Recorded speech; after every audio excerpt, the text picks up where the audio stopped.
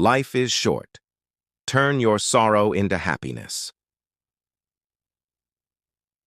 In a quaint village nestled between rolling hills and vibrant meadows, lived a woman named Elara.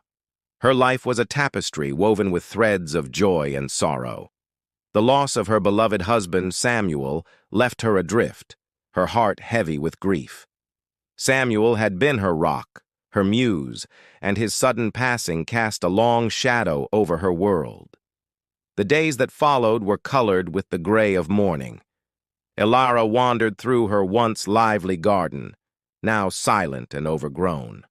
She avoided the laughter of children playing in the streets, finding solace only in the quiet solitude of her home. Her sorrow felt like an endless winter, and she feared she might never find warmth again. One crisp autumn morning, while walking aimlessly through her garden, Elara stumbled upon an old, gnarled oak tree. Its branches, once full of leaves, were now bare and forlorn. As she traced the rough bark with her fingers, she noticed a small, delicate sprout pushing through the earth at the tree's base. It was a fragile sign of life, stubbornly growing despite the tree's apparent decay. Elara found herself drawn to the sprout. She began to tend to it, nurturing the small plant with water and care. Each day, as the sprout grew, so did Elara's sense of purpose. She noticed other parts of the garden slowly coming back to life as well, though she had to remove the weeds and prune back the overgrowth. One evening, a neighbor named Thomas, a young man known for his optimism, saw Elara in her garden. He approached her with a warm smile. "I see you're working hard to bring your garden back to life," he said. "It's incredible how a bit of care can turn even the most forlorn places into something beautiful." Elara smiled faintly.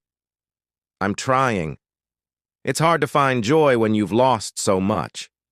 Thomas nodded sympathetically. "I understand.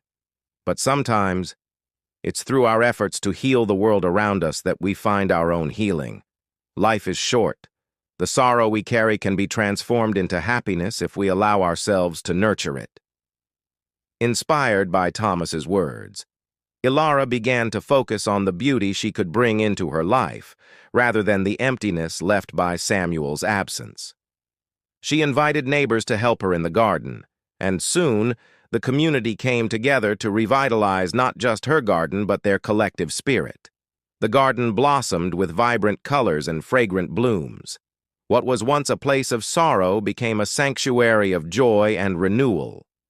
Elara found herself laughing and sharing stories with her neighbors, her heart beginning to heal with each moment of connection and laughter. One day, as Elara stood in her flourishing garden, she realized that Samuel's memory was not a source of unending pain, but a beacon guiding her towards a life filled with love and kindness.